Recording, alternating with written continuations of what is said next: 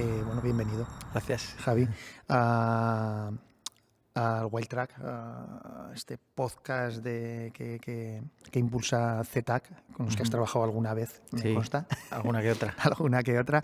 Vamos a ir dando vuelta, como te decía, vamos a ir yendo un poco a los orígenes más que a la actualidad, que fíjate, la actualidad es para pegar botes y es, bueno, es estupendo y estamos todos muy, muy contentos, ¿no? Con que por fin se haya revertido todo ese proceso que era tan complejo, haya terminado o este no haya terminado, esté en el punto en el que está, ¿no?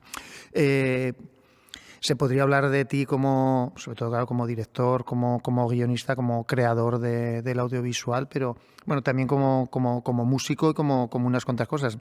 No llevaremos mucho a la faceta de músico porque eso daría para otro podcast con las giras actuales incluso. Pero sí que ha tenido que ver también con tus, por ejemplo, con tus bandas sonoras. Hay claro, música tuya. O sea, tú, en definitiva, coges una guitarra antes que una cámara. Sí, mi padre tocaba la guitarra, entonces yo le imitaba en casa. Desde los 6 años o así ya empezaba a tocar a los 6 años bastante bien. Fui muy precoz, luego ya no he mejorado mucho, pero sí, claro, con la cámara vino mucho más tarde. Claro, claro. Sí, ¿y de qué manera? ¿Cuándo llega? ¿En qué momento decides bueno, voy a contar historias a través de este formato, ¿no? De este soporte? Pues mira, fue muy curioso porque resulta que mi hermano Joaquín, mis hermanos son todos mucho más mayores que yo. Con el que menos años me llevo 12 años. Sí. Y entonces este hermano mío fue profesor mío en el Colegio de los Jesuitas, que es donde yo estudié, y él resulta que terminó su carrera de Bellas Artes, entró a ser profesor y le dieron una asignatura, tenía que impartir una asignatura de taller de imagen que él no tenía ni puta idea de nada, de cine y tal, ¿no? Y entonces se compró unos libros que era el montaje cinematográfico, la realización audiovisual, no sé qué. Y se daba la casualidad que además vivía en mi casa con mis padres todavía. Entonces en clase era mi profesor, pero volvíamos a casa y era mi hermano. Y yo veía que él estaba un poco en apuros con aquella asignatura y yo me leí los libros también y se compró una cámara de vídeo y una capturadora de vídeo de aquel entonces para poder editar con el ordenador y tal. Y entonces empezamos a hacer cortos un poco para no ser tan impostor, sí. Pues cuando venía a clase a transmitirnos algo, pues que lo hubiera probado a juntar 2 planos y ver qué pasa y tal, ¿no? Y ahí fueron mis primeros cortos con él.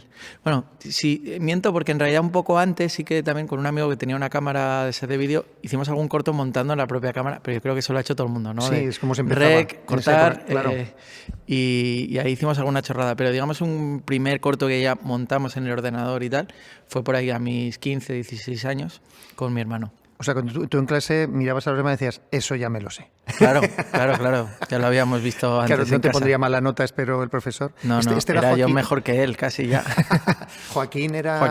Claro, en otra pieza hemos estado hablando porque precisamente con tu familia una directora tiene relación y con tu hermano tienen relación, y además me ha venido a la cabeza, digo, este señor es el que hizo la estatua de Mauricio con su bici, esa estatua fabulosa que esperemos que algún día acabe en bronce o en algún otro estamos metal. Peleando a ver si lo conseguimos, sí. Sí, porque pasó toda Zaragoza para hacerse fotos. Por recordar, decimos la estatua de Mauricio que estaba en el pasaje de Palafós, de los Palafós, durante el tiempo en el que se estuvo proyectando, que fue mucho, proyectando allí la estrella azul, ¿no? O sea que tenemos ahí ese creador, ese escultor de Ariño. Sí, es un crack. Que ese es el que, bueno, pues el que te dio de alguna manera el empujón para que arrancaras también por casualidades, por casualidades.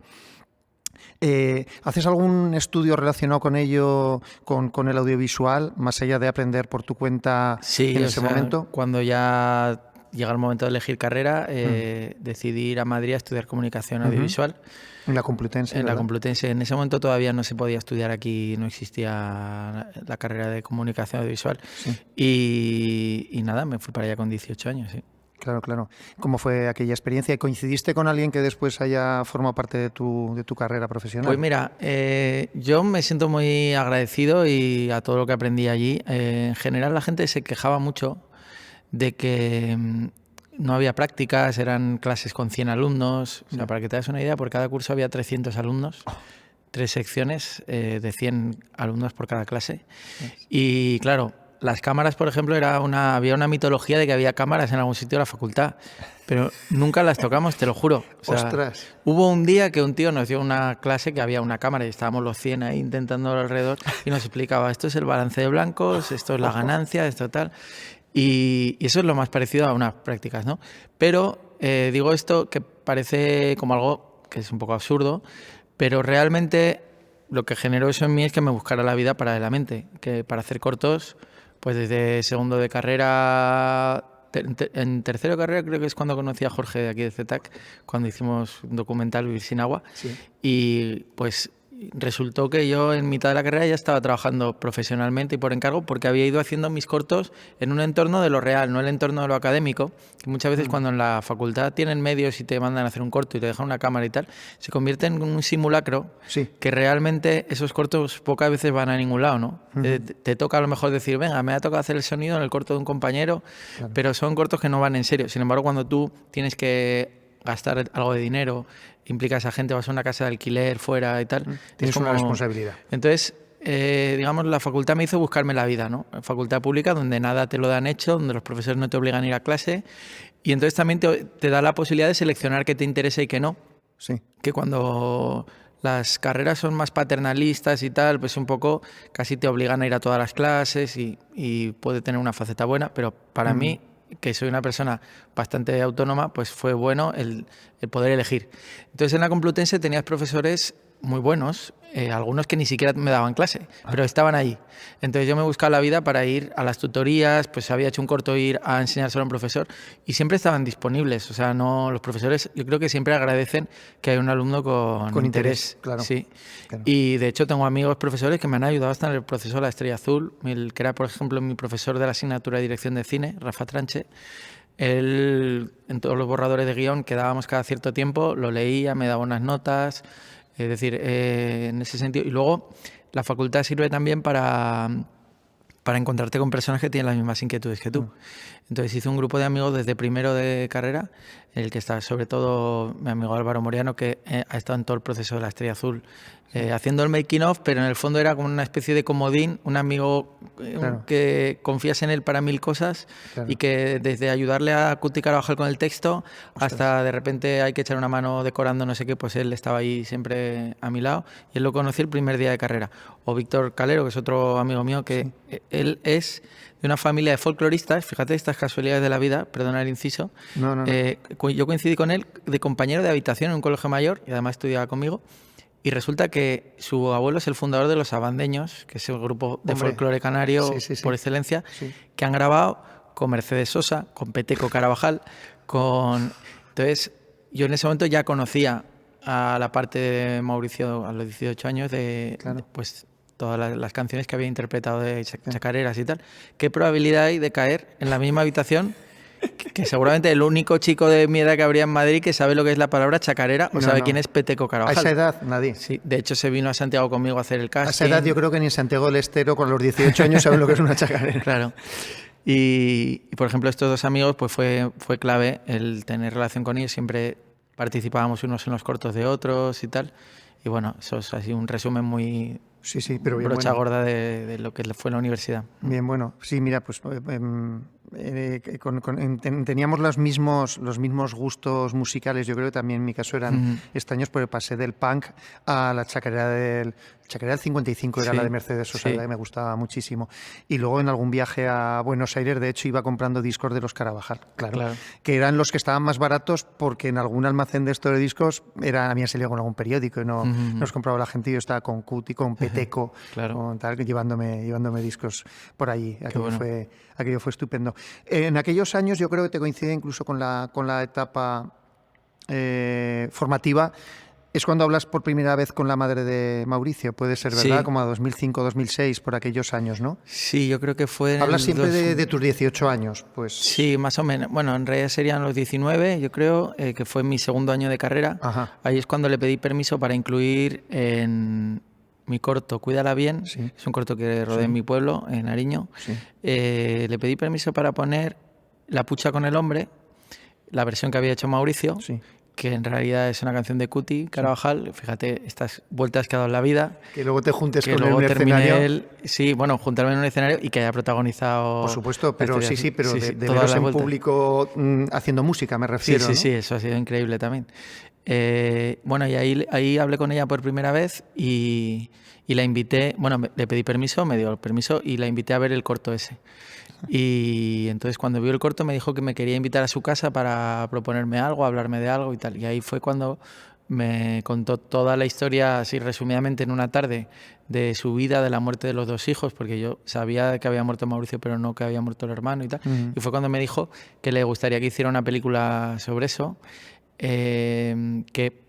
Curiosidad, Carlos Saura ya le había como propuesto tentativamente la posibilidad de hacer algo. Yo creo que en su caso era un documental, pero que no se habían entendido, pero ya Inge se había quedado con la idea de que a lo mejor daba para una película esta historia. Claro. Y sí, eso fue con mis 19 años. No me veía capaz porque estaba en este proceso de estudiar todavía en la facultad. Pero ya mantuvimos la relación viva un montón de años hasta que hace 10 es cuando ya le dije, creo que ahora podemos empezar. Ahora ya tengo idea de esto. Sí. Ostras, pero eso es valiente también y generoso, por otro lado, para ella, de cara a ella y de cara al oficio, de decir, hombre, cualquiera habría dicho, soy súper fan de este tipo, pues claro, me pongo ya a hacer algo sobre eso, es decir, todavía no, pero lo haremos. Hombre, es que era una sensación de mucha responsabilidad porque era muy fan yo y también, hombre, pensar en hacer una película a mitad de la carrera, algunos lo han hecho, ¿no? Amenábar lo hizo, por ejemplo, pero yo veía que para hacer algo así había que saber mucho más. Y también es verdad que ella lo tenía todavía demasiado reciente lo de la muerte porque claro, habían pasado 6 años, que es nada. A esa edad, 6 años te parece que fue antes de ayer. Claro. Y entonces cuando empezábamos a recordar, porque sí que llegamos a quedar, yo le dije que no me sentía preparado, pero que igual podíamos empezar a tener charlas y le dolía demasiado hablar. Entonces dijimos, mira, vamos a mantener esto todavía aquí en un impasse que para ir viendo. Claro. Así que... Sí, bueno, hiciste bien en esperar y llegó en el momento en el que... o sea, ya descubriste que tenías una misión en la vida, ya tenías un objetivo para hacer, y a partir de ahí tengo que aprender para hacer aquello, ¿no? Has hablado, obviamente te iba a sacar el tema por todo, porque además es de alguna manera tu primer trabajo en serio, por decirlo de alguna forma, más allá de pruebas o de cuestiones de aprendizaje. Cuídala bien es el primer trabajo. Además, yo recuerdo que lo vi ya en algún festival, en la ERCIFE, lo que se llama la ERCIFE, que es el Festival de Fuentes. Ahí ya se llevó algún ganó premio. Mejor director, mejor corto. Y mejor actriz y mejor actriz Patricia Abad y mejor actor Gabriela Torre. Eso es. Hablamos un poco ahora más de ello, pero tengo una curiosidad porque luego me gusta, cuando preparo las charlas, me gusta incluso ver las fichas técnicas de cada trabajo porque descubres, ¡ay va! Y este estaba allí, pero este todavía trabajaba en eso.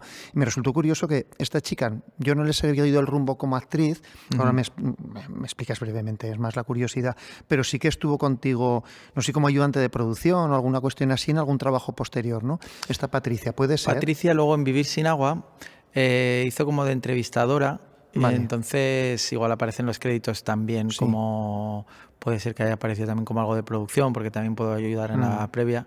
Sí, pero... ¿No siguió como actriz más adelante? Ella, yo la conocí a través de Jorge Usón, porque ella era muy amiga de Carmen Barrantes. De hecho, creo que habían estudiado juntas en los mismos años. Sí. Y ella había estado en alguna obra con Jorge, me parece, algo, no me acuerdo exactamente. Pero sí que es verdad que luego a los años lo dejó. Luego creo que ha estado en política, vive en Navarra. Ah, mira. Sí. Mira, ya que sale también el nombre cuando conoces a Jorge Usón, porque también es una constante, ya no en tu obra, digamos, sino en tu vida, ¿no? Sí. De hecho, él ha tenido mucha responsabilidad en el hecho de que haya llegado donde haya llegado.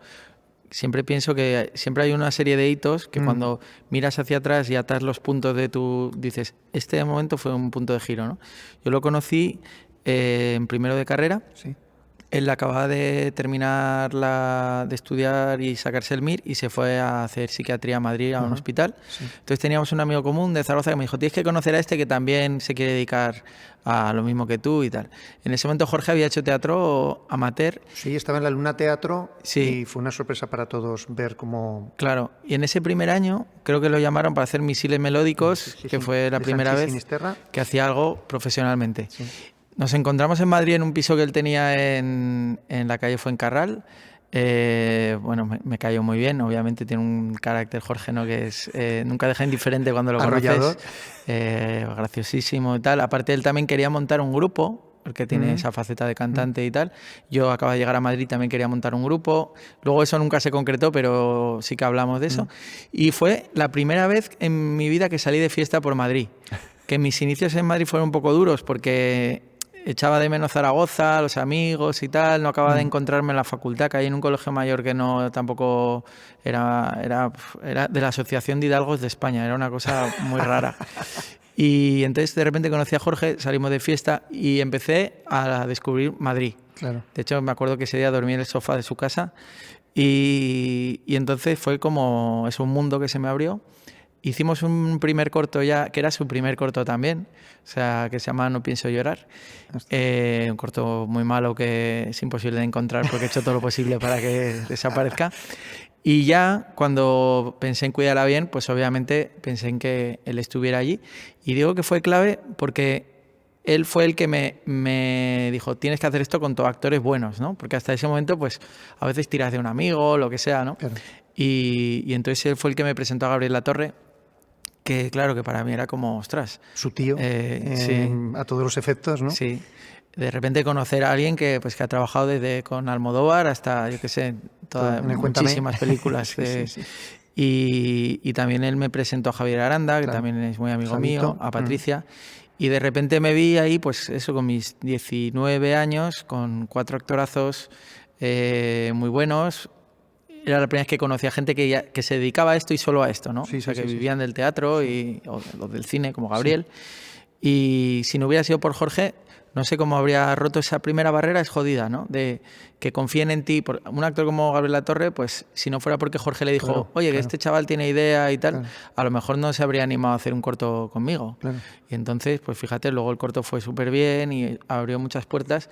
Y todo eso gracias a Jorge, que es un gran relaciones públicas, es muy bueno poniendo en contacto a gente, con personas con otras. Y bueno, me ha ayudado muchísimo. Claro, fíjate que has nombrado Misiles Melódicos, que se llamaba Mitín, el director, que era un argentino, y era una obra de Sanchi Sinisterra, que fue los inicios del Centro Dramático de Aragón, ¿no? En CDA. Y yo conocía a todos, claro, porque eran compañeros de profesión, había trabajado más o menos con todos los que estaban en Ercena, y de repente apareció un grandullón en Ercena que hizo pequeñitos a todos, porque la sensación que tuve es que todos habían bajado lúmenes interpretativos, porque había alguien que se apoderaba de la escena. Terminaron y acudí a mi amigo y hermano Alfonso Palomares, que estaba en la obra. Sí. Digo, Alfonso, ¿ese tipo quién es? Dice, ¿has flipado, no? Digo, bueno, un poco sí. Y dice, porque lo que nos pasó a nosotros, él estaba en la Luna Teatro de Félix... Adiós. Bueno, se me ha ido, ya qué tontería, se me ha ido el apellido. Pero estaba en un grupo amateur, al fin y al cabo. De repente hicieron algún casting, apareció, les llamó la atención y ahí fue donde empezó, allí hizo su explosión, digamos, en Ercena, y a partir de ahí se ha convertido en un imprescindible, no solo de la Ercena, sino también de televisión, series, bueno, pues que vamos a contar ahora de Jorge. Pero sí que me interesaba que dijeras por dónde había aparecido ese conocimiento, porque así has explicado bien cómo se fundamenta también ese primer proyecto serio que es Cuídala bien, que lo ruedas en Ariño, que es como una película de vaqueros de alguna manera, ¿no? En ese territorio. Sí. Y bueno, mira, de hecho tengo otra curiosidad, y soy de coleccionar y de guardar cosas, y hace muchos años en El Rastro la tengo guardada y di con una copia que supongo que enviaste a algún festival. Ajá. Y luego se desharían de ella. Y entonces tengo un ejemplar de Cuídala bien en... Ah, qué friki, qué bueno. Sí. O sea, que nada, cuando lo siguiente en lugar de Goya sean Oscars, diré... Una copia en DVD, ¿no? ¿Será? Sé que tengo una copia, eso es seguro. Sí. Será en DVD, pero fíjate, yo siempre la imagen que tengo es que era en VHS, porque de otros cortos tengo en VHS. Claro, yo al final, en El Rastro, cuando veo algo que tiene que ver con cortos, digo... Mente para aquí, porque es curioso, es la forma que tenías antes de ver también las cosas, ¿no? Haces también encargos que has hablado de uno de ellos y ahora ya vamos con él, ¿eh? Que es el de Vivir sin agua, que es un trabajo estupendo a pesar no, es decir, o sí, pese a tu juventud. Quiero decir que parece que no, que alguien con esa edad no vaya a tener esa madurez como para cometer un proyecto así, que era de Cáritas, ¿no? Te iba a decir también cómo haces trabajos paralelos en esa época para financiar también tus trabajos y tu manutención y tu estancia en Madrid, que eso no es de gratis, ya sabemos cómo es en Madrid. Claro, sí, ese fue el primer encargo que tuve en mi vida y tampoco lo sentí como un trabajo alimenticio para mantener mis proyectos, sino que fue como una oportunidad de hacer algo que nunca habría partido de mí, pero que enseguida lo convertí en un proyecto muy personal. Sí. Y eso me abrió muchas puertas mentales también, porque era la primera vez que hacía un documental. Y me acuerdo que me impresionó mucho porque era un documental que entrevistamos a grandes personajes. Entrevistamos a algunas personas, por ejemplo, que vivían en un barrio de chabolas, que eran personas, pues bueno, muy al margen de la sociedad, o algunos ancianos con mucho carisma también, con muchos problemas económicos y tal. Y me di cuenta que la fuerza que tenían esas personas delante de la cámara era imposible de conseguirlo con un actor. Suponía como de repente algo que decía, ostras, yo aquí no estoy haciendo nada, pero cuando la gente veía ese documental, que además era un documental que tenía una parte de ficción, se mezclaba un poco las dos cosas, claro. Y la gente lo que tenía ganas de ver es a los grandes personajes hablando, a los ¿no? protagonistas. Y entonces, de alguna manera, ya siempre en mi trayectoria he ido moviéndome en esos límites entre la ficción y el documental, ¿no? Pues cuando hice mi corto en Portugal, que es de los que mejor fue y tal, pues eran niños de un barrio de Oporto y tal, en La Estrella Azul sobre todo, ¿no? Ahí la mitad son actores, la otra mitad no actores, pero siempre como aprovechar un poco lo que la vida te da, intentar integrarlo dentro de la historia que tú has imaginado y que esos límites que a veces se ponen, pues volverlos más difusos, ¿no? Porque siempre son un poco arbitrarios, ¿no? ¿Quién puede ser o quién no puede ser actor? Y eso fue a raíz de ese documental de Vivir sin agua. Me acuerdo mucho, así como una revelación cuando lo estaba montando y decía, qué fuerza esta mirada, nunca la habría yo podido decirle a un actor que mirara de esta manera.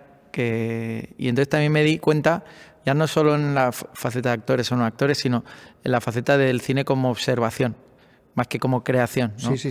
Que el cine se mueve siempre entre materializar cosas que tú has imaginado o captar cosas reales que están ocurriendo y que tú nunca podrías haber imaginado, ¿no? Entonces, en una película tienes que andar moviéndote entre esos dos extremos, siempre abierto a lo que pueda ocurrir que es mejor de lo que podías imaginar, claro, o intentar que lo que has imaginado se concrete de la mejor manera posible. Claro. Y justamente en ese documental estaban las dos cosas, porque estaba esa parte de ficción, estaban estos personajes y aprendí mucho. No había también, es que no recuerdo, porque sí que he visto algún trocito, pero sí que lo había visto hace tiempo. ¿Había algo que también mostrabas al equipo en el propio documental? Sí, ¿verdad? Claro, o sea, es que me vino a la cabeza cuando vi La Estrella Azul, lógicamente. Claro. No, a estas alturas yo creo que no hacemos spoiler a nadie, porque yo creo que todo el que haya querido verla la ve, pero bueno, sin desgranar ese final que nos dejó a todos absolutamente impactados, ¿no? Que de repente se dé la vuelta a la cámara y aparezca toda la parte de atrás del rodaje, que lo integres, que no hagas... Pero ¿qué me está contando este tío? Me ha sacado de la película, sino al contrario, te mete más y te deja devastado con lo siguiente que pasa en el escenario, ¿no? Claro, ya lo habías hecho en tus inicios, o sea que ya sabías que eso, claro, que eso podía funcionar. Sí, mira, ahí lo hice un poco sin mucha reflexión, porque sí que me fui dando cuenta que cuando íbamos un equipo de rodaje, por ejemplo, a un barrio de chabolas, tú muestras simplemente el barrio de chabolas y se convierte, en algo que hemos visto muchas veces en la pantalla, cosas como esa o peores, ¿no? Sí. Pero es en el contraste entre ese equipo y ese lugar donde yo veía que estaba el interés, donde podía transmitir lo que sentíamos cuando íbamos ahí y pues la verdad que nos daba miedo dónde pisar, o sea, era todo una situación muy para alguien que sale de estar en un entorno completamente diferente al tuyo, en el que todo te da respeto, miedo y tal, ¿no? Y entonces dije, esto hay que mostrarlo. ¿Por qué no mostrarlo? ¿Por qué esa convención de parece que está prohibido mostrar eso y tal? Luego ya lees, reflexionas, empiezas a ver directores que lo han hecho y empiezas a encontrarle sentido, un corpus teórico detrás. Sí, sí. Por ejemplo, Carlos Reigadas, que es un director que me gusta mucho, mexicano, habla de que... Perdón, es de los que estaban, luego hablaremos de eso, pero es de los que estaban en Cuba, ¿no? No lo sé, no, yo no lo he conocido. No. O coincidió con... Bueno, él tiene una charla en la que habla de cuando hizo su primera película, Japón, que hay un momento que hay unos personajes que había pillado ahí del pueblo y tal, y estaban borrachísimos. Y entonces uno de ellos se sale del guión en un momento dado y dice, es que el director no me deja decir no sé qué. Y entonces dijo él que se dio cuenta de que aunque estaba rompiendo la ficción, eso te hacía ver que ese tío estaba realmente borracho. Porque esos personajes hacían como que estaban borrachos. Sí. Siempre tienes la duda de estará borracho o está haciéndose el borracho. Sí.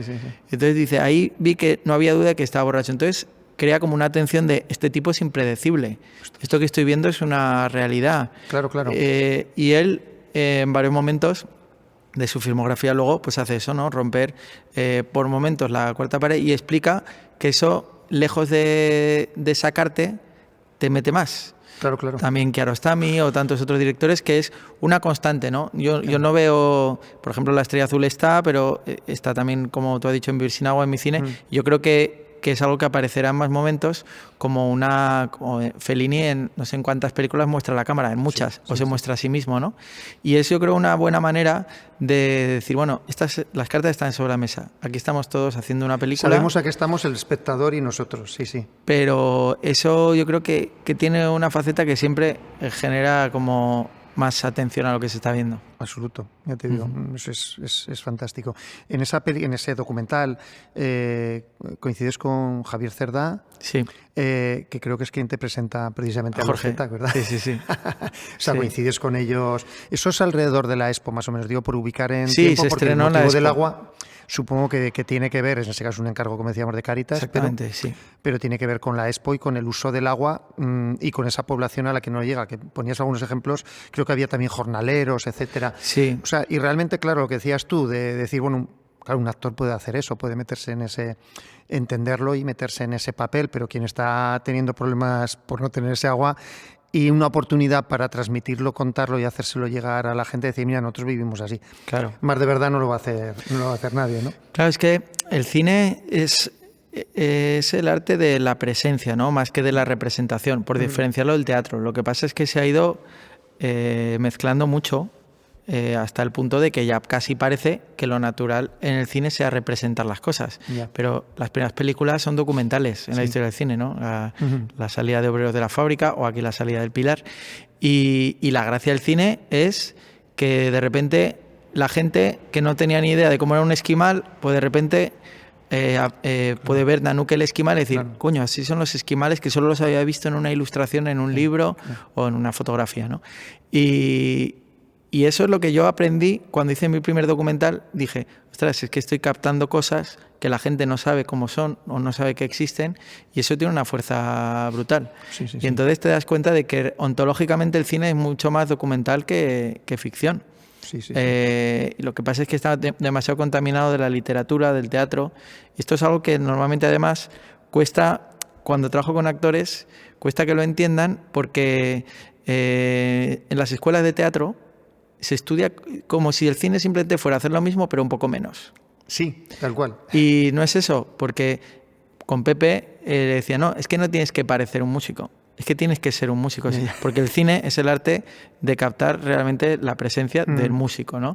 No de que hagamos 4 trampas, que todo el mundo se da cuenta de que si estoy enfocando las manos por un lado y él decía, bueno, que sí, pero no acaba de entenderlo. Por eso, porque en las escuelas parece que sea el mismo arte.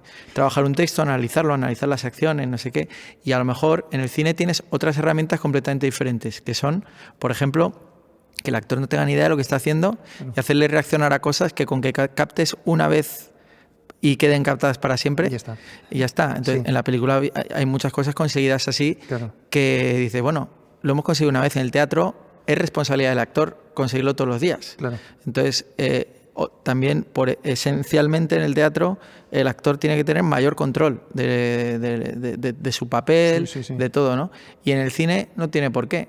Puede estar reaccionando. Hay una anécdota muy buena, perdona que me estoy extendiendo. No, hay una anécdota muy buena que cuenta Tarkovsky de una escena de la película El espejo, que hay una actriz bastante famosa rusa que en una escena está mirando hacia el infinito en un campo y en el guión no ponía, o sea, ella está como esperando a su marido que ha ido a la guerra. Y Tarkovsky nunca le decía si iba a aparecer o no iba a aparecer por ese campo, ¿no?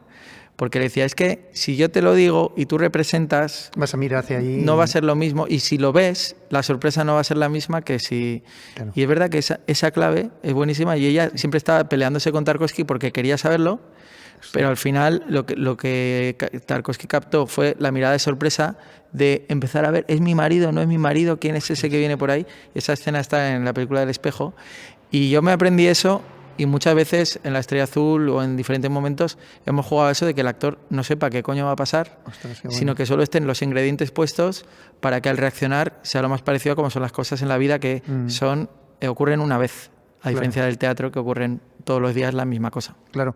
Sí, yo hacía una reflexión con eso también estos días preparando. Digo, claro, o sea, estás un poco ahí al borde entre hacía esa reflexión, entre el documental y la ficción, ¿no? Porque, por ejemplo, hay momentos, fíjate, estamos yendo a la película que te he dicho, no vamos a hablar de La Estrella Azul, que ya se ha hablado mucho, vamos a hablar del otro, pero bueno, al final viene bien también.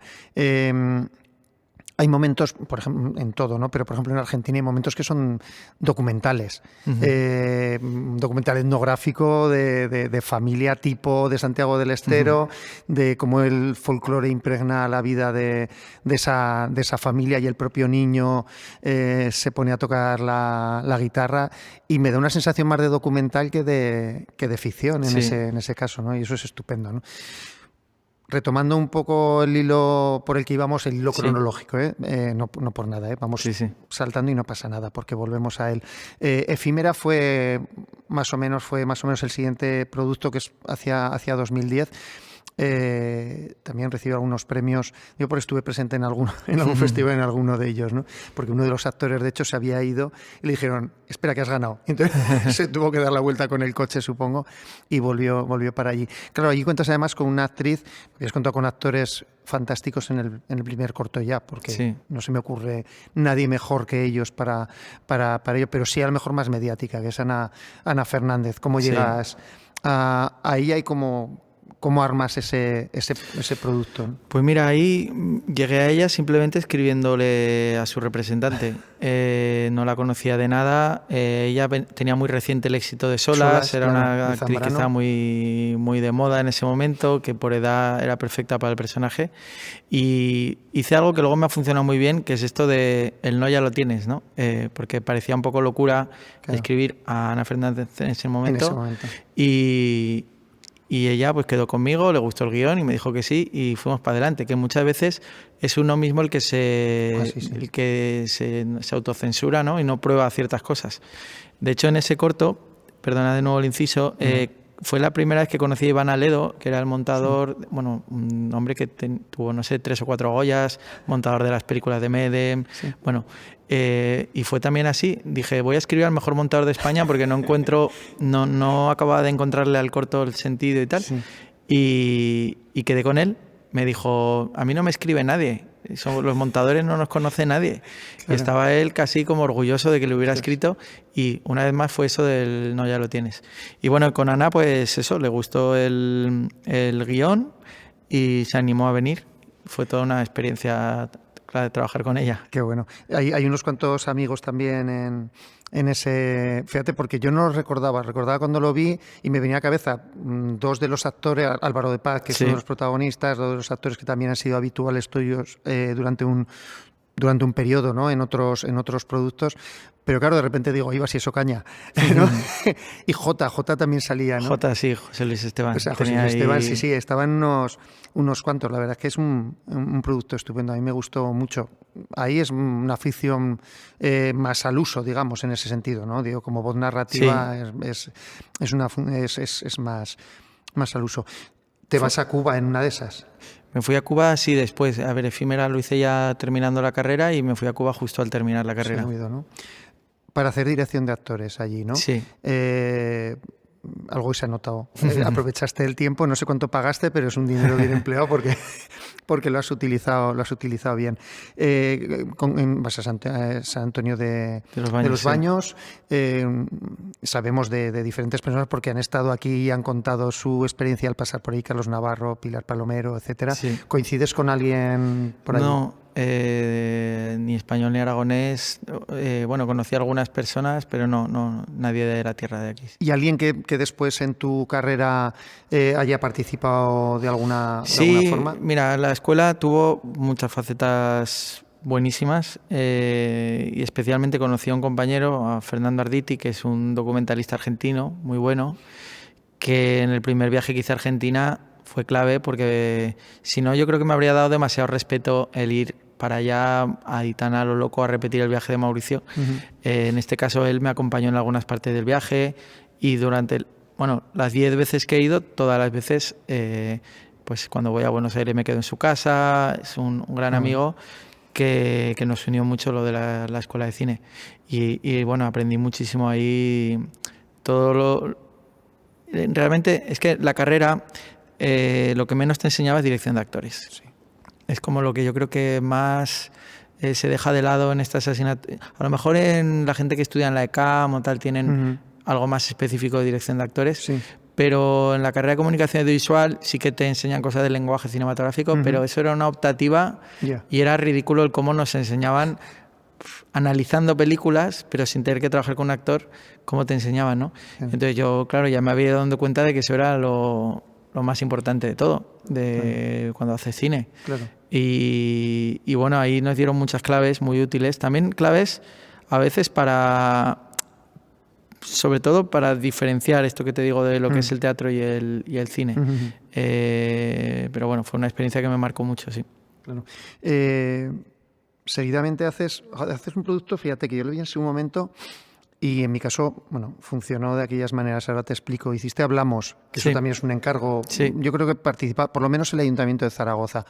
No, era de una asociación que se llama... Pero llevaba en los créditos lleva el sello del Ayuntamiento, que a lo mejor es porque... Será porque indirectamente participan en la asociación Hablamos, claro. Pero fue un encargo de la asociación financiado por ellos totalmente. Lo que pasa es que, claro, imagino que por su lógica interna... Claro. Sí, que habla del servicio de mediación. Sí. Ostras, a mí me pareció estupendo hasta el punto de que eché mano del conflicto. En mi caso no salió bien, pero por lo menos lo intenté decir, vamos a mediar. Y esa intención fue a partir de ver tu trabajo, ¿no? Ostras, estaba muy bien porque incluso... yo porque creo que lo sabía, pero me aseguré después para decir, este tipo es actor. Ostras, es cuando hablamos de la verdad en tus trabajos y de que el actor esté comprometido con la historia que está contando, en ese caso, ese chico decías, a este chico le han robado esto, no me acuerdo si era con una bicicleta, en su caso no. Su caso era que... una pelea en un bar, sí. Estando con su novia. Es que hace mucho que sí, él es José Jimeno, que es uno de los actores de Efímera. Sí, eso es, sí. Y claro, cuando me hicieron este encargo, una vez más, me había olvidado como casi es el mejor ejemplo de esos límites entre ficción y documental, porque ahí llegamos hasta... Bueno, lo que ocurría es que mostrábamos casos de mediación contados en pasado por gente que entrevistábamos, que te hablaban, pero necesitábamos tener un caso en presente. Y en presente era imposible porque cualquier persona que estaba en un proceso de mediación de algo muy duro no quería que se sumaran cámaras a eso, porque ya cuesta que una persona esté dispuesta a hablar con alguien que le ha roto una botella en un bar como para que encima te graben el encuentro, ¿no? Y entonces dijimos, bueno, esto habría que reconstruirlo, pero vamos a reconstruirlo no como se hacen las reconstrucciones en televisión, que te están diciendo, esto es una reconstrucción, entonces no te interesa nada, es como una ilustración y ya está, ¿no? Yo quería que realmente engañáramos, o sea, que realmente lo vieras y lo vieras con la sensación de este tipo. Entonces llegamos hasta el punto de que cuando se estrenó en el aula magna de la Facultad de Derecho, no lo presentamos a él como un actor. Lo presentamos como, él es José, que pasó por este proceso de mediación y tal. Claro, la gente no lo conocía porque él no era un actor famoso. Cuando terminó, le dieron un aplauso que para él era muy curiosa la sensación porque, claro, no alimentaba su ego de actor, porque, claro, no le estaban diciendo qué buen trabajo de actor has hecho, sino que están aplaudiendo como, oye, gracias por haber dejado que se grabe tu proceso y tal. Y le felicitó el decano de la Facultad de Derecho y tal. Y dijimos, hostia, qué bonito. Incluso en los créditos creo que figura con su nombre, pero con su segundo apellido en vez del primero, qué bueno. Para que no se pudiera descubrir que era actor. Qué bueno. Hombre, sí, cuando he dicho de efímera es verdad, que por eso decía que durante un periodo trabajaste con ellos, porque el otro chico está en otro de los productos que vamos a... Sí. Digo, productos que parece que estoy hablando de cosas que están en una estantería. Bueno, ya me entiendes, de uno de los trabajos posteriores, ¿no? Sí, yo creo que ya lo sabía, pero aún así me aseguré. Creo que fue algo así la historia porque dije, no puede ser. O sea, a este tipo le ha pasado eso. Y eso, bueno, habla bien de los dos, de él como actor también, de creerse de esa manera la historia, también de tu forma de trabajar, que la veremos un poquitín más ahora cuando vayamos a los trabajos posteriores y a lo que los motiva, que es tu beca en la Fundación Gala, ¿no? Tu forma de trabajar y la posibilidad de trabajar también teniendo un tiempo adecuado para decir, esto es lo que quiero conseguir, para esto necesito este tiempo, esto me lo permite, vamos a trabajar bien, ¿no? Sí. Haces un trabajo estupendo también. Ya ves que esto es un poco fenómeno fan. Es un poco terrible. Te lo has estudiado bien. Bueno, procuro preparar un poco las conversaciones, pero en tu caso no me hace falta mucho, porque yo todo esto lo he visto en su momento. ¿No? Claro, porque me ha gustado siempre mucho cómo trabajabas y luego también he ido mucho a festivales y ha habido productos que han estado en festivales. Productos, no lo he dicho en mi vida. Obras. Que han estado en festivales y entonces ya los he visto a veces repetidos porque he estado en el jurado y lo ves 3 veces, ¿no? Adiós, Padrecitos, me gustó mucho porque lleva un tema que es muy interesante, que es cuando la teología de la liberación con sus diferentes variantes en diferentes países funciona, hace que la Iglesia institucional, en este caso el Vaticano, mueva a esas personas de ese sitio porque lo que no interesa es que revolucionen a la población. Digo porque tengo algún amigo incluso que vivió eso. Él estaba en Brasil y ahora está en el Vaticano. Quiero decir, trabajando en el... Ahora no, ahora ya vino a España, creo, durante años está en el Vaticano. Y a ellos les pasa un poco eso, ¿no? También de una forma muy particular, con tu forma particular de trabajar, narras esa historia, ese proceso, incluida la huelga de hambre, ¿verdad? Quiero recordar de este hombre, de este obispo carmelita. Gonzalo López Marañón se llamaba. Eso es, ¿no?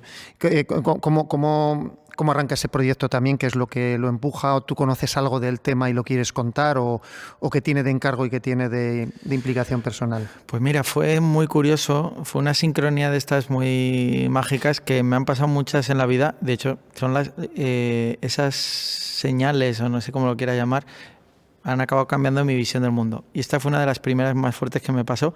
Yo volví de Cuba y entonces no tenía nada que hacer, no sabía muy bien por dónde tirar, ya estaba en ese punto de tener que enfrentarme a lo mejor a tener que buscar trabajo, porque claro, los inicios de un director son muy complicados, claro, ¿no? Y entonces pensé que me gustaba mucho el cine como excusa para viajar, conocer realidades y tal. Mi hermana había sido misionera, había estado en el Congo, en la guerra esta de los Hutus y los Tutsis y todo aquello. Y entonces ella tenía muchos amigos cooperantes en diferentes lugares y tal. Y le dije a mi hermana, ¿no tendréis algún amigo o amiga que tenga algún proyecto que sea interesante documentar? Yo estoy dispuesto a hacerlo gratis simplemente por los gastos del viaje y tal.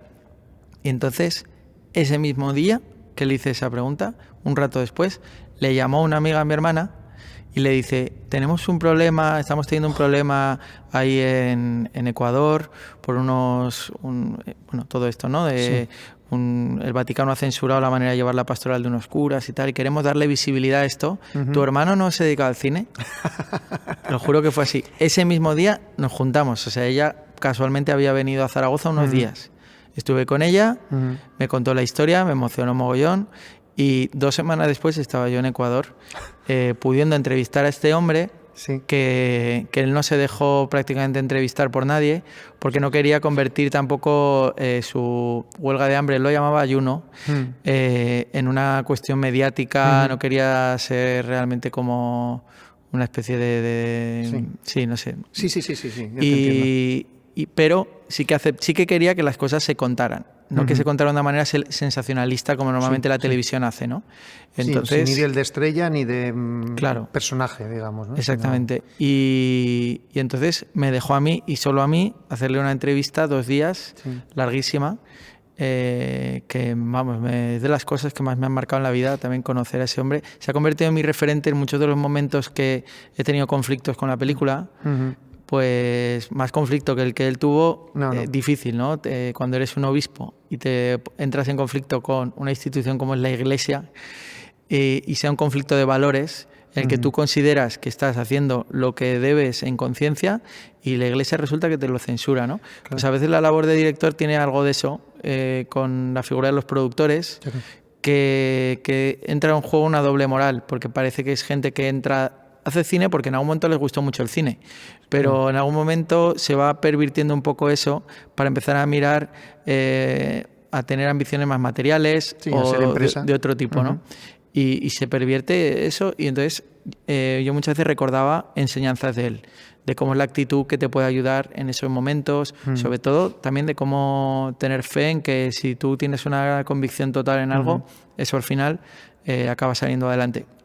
Y cuando terminó el documental luego seguí siendo su biógrafo, eso ya no porque no lo he conseguido materializar todavía en nada, pero fui a grabar varias entrevistas a diferentes lugares. Él murió en Angola. Sí, lo sé, sí. Te iba a decir también, porque de hecho al final sí que se vio desplazado por la situación y además murió un poco de mala suerte, enfermedades de estas propias de la zona, ¿no? De malaria. Claro, y además no muy mayor, porque creo que tenía 70 y tantos años, ¿verdad? Sí, 80 justo. Sí, creo justo los 80, ¿no? Que además, fíjate, para el que lo quiera ver también, a veces animo también a que se vean, por supuesto, cualquiera de los que hemos hablado, pero además está colgado completo y lo pude revisar hace unos días.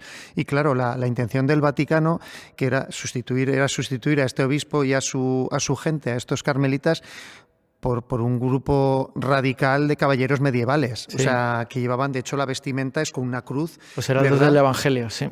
Bueno, claro. Con lo cual, el pueblo también reaccionó bastante bien ante aquello y también lo cuentas en el documental, que el pueblo era decir, no, nosotros que queremos a este hombre que está cerca de nosotros, no queremos esto otro, ¿no? No, la verdad es que es un trabajazo.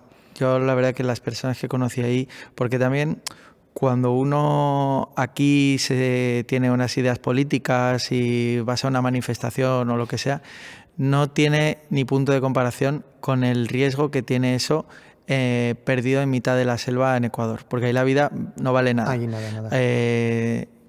Vamos, miles de personas, o sea, miles, no sé si miles, ¿no? Pero anda que no se ha cargado gente de los ejércitos ahí, al que molesta, al que levanta más la voz, desaparece en mitad de la selva y no lo vuelves a ver nunca más. Sí. De hecho, aquí se contaba también un juicio que hay con una petrolera, Texaco, y eso se han cargado gente y los han hecho desaparecer.